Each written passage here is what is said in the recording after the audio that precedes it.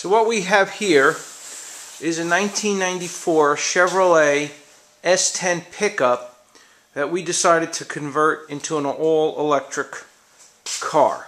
So what we did is we removed, doesn't have the hood still has to be replaced, and it's over there. Okay, so what we have here is, and I'll go through each piece, we took out the gas-powered engine, and we took out the radiator, and we took out the gas tank and the muffler and anything that had to do with the gas system.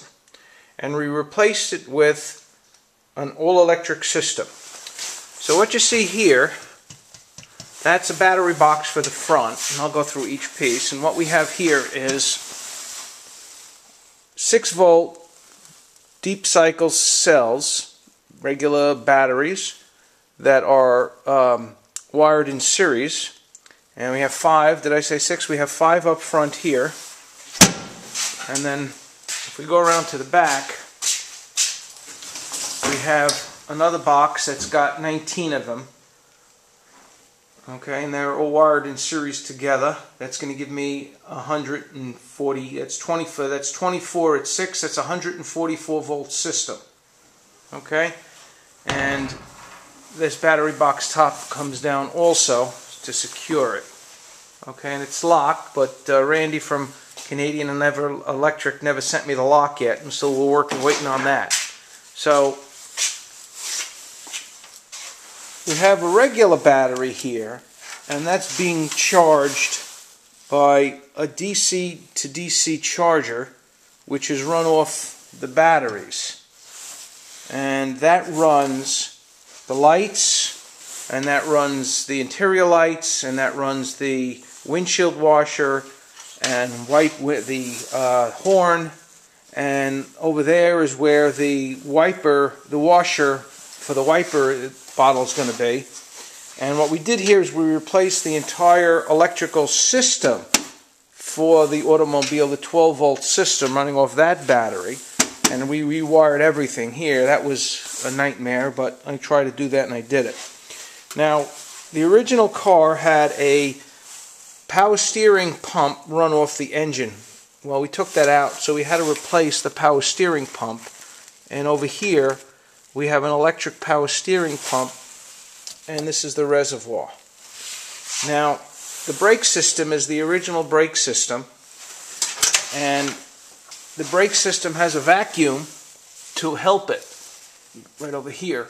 Now that's run, since we don't have the engine anymore, we had to replace the vacuum. So what we have here is the brake vacuum reservoir, and then underneath the battery, you can see it all the way under there, if I can get down there, that's an electric vacuum pump, which supplies vacuum for the reservoir, which gives us vacuum there.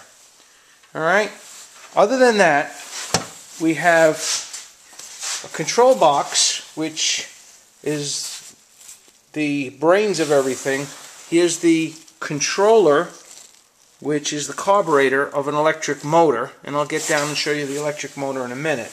But a lot of this is all protection and shutoffs, because we have amps, we have fuses for everything, we have a master cutoff, and I'll show you where that is in the front, and we have the contactors and the relays and everything, and I put this nice Lexan cover on it. And if you notice, we've got the welding cables, which is wired to the batteries, and that's running through, I don't know if you can make it out down there, a piece of flex hosing, and everything runs underneath, and it's all protected. Now, before I get underneath to shoot, in fact, let me go down there now and see if we can see everything. So, if you look underneath here, I don't know how well you could see it, it's kind of dark. We'll get a light. Let me get a light so we can see it. Alright, this should do it. Okay. So what we got here, how's that? Is that light better? Could you see it now?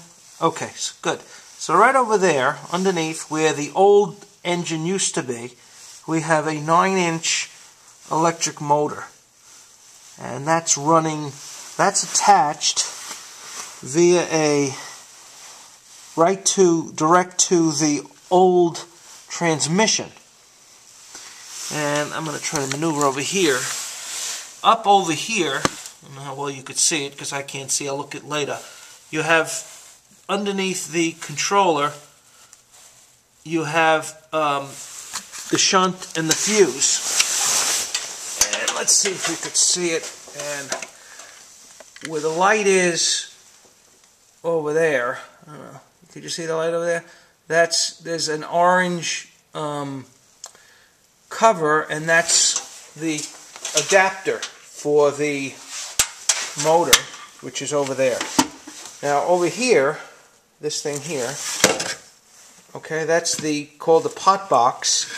And if you see here, that's hooked up to the accelerator of the automobile, the gas pedal, what used to be the gas pedal, and then that is run to the controller over here. And if you notice, the controller sits on a heatsink, and it's mounted where the old radiator is. So, and if you notice, we have a 220 line that's connected where the old port was, the old gas cap was. One more thing we have in here, I don't know if you could see it, where is it? No, I've got it buried. Between the batteries coming out over this wire here is a heat shutoff for the charger. And I'll light it up in a minute right there. I don't know if you can see it that well because we're in the dark here. That's the charger, and that's hooked up. And I didn't hook up the interconnect, which is just a safety feature, but I could hook that up to that where it's at that connection right there, or I could just plug it right into any 120 line.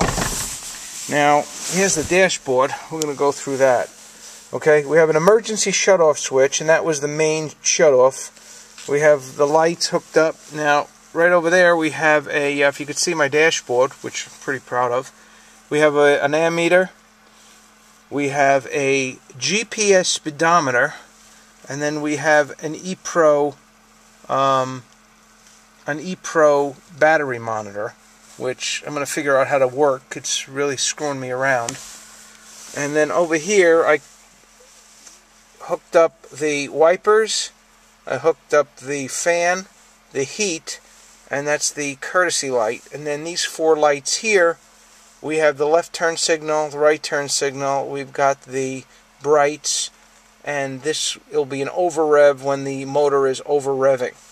Okay, this open spot here, I know I'm going to put something there. Right now it's I can't remember. Oh yeah, that's where I'm going to put the washer wiper button. We're going to take care of that.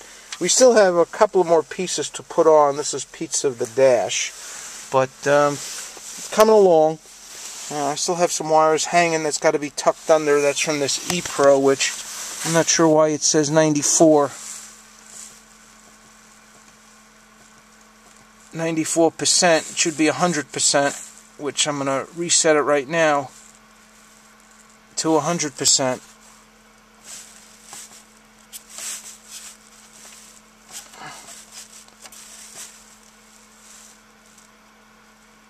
And that's full because it's been charging for 2 days and it hasn't moved. So that's basically my electric car, and I kept bothering Randy from Canadian Electric Vehicle because I didn't know what I was doing here, and he was pretty helpful somewhat. I guess he got annoyed with my questions. So most of the time I was forced to just read the instructions or read the manuals. It really isn't a manual, it was a guide. And then I had a lot of drawings like this that I had to figure out myself, and stuck with a lot of wire, which was from the old wiring system, and there are still some parts from the dashboard that I got to replace, and there's a whole bunch of nuts and bolts that I got left, and I'll figure out where to put them. But on the whole, this is my 1994 electric car, and came out pretty well, pretty nice. I'm happy with it. I've had it on the road already for a round trip 30 miles, and I've done 60 miles on a pretty active highway. I'm still going to work on the tires. I want to redo them and do the body a little bit and put that hood on. And other than that, I'm pretty happy with it. Oh, on the top, there's the sensor for the GPS speedometer. Okay, so that's pretty good. And other than that, we got it done. So, hope you enjoyed my little tour.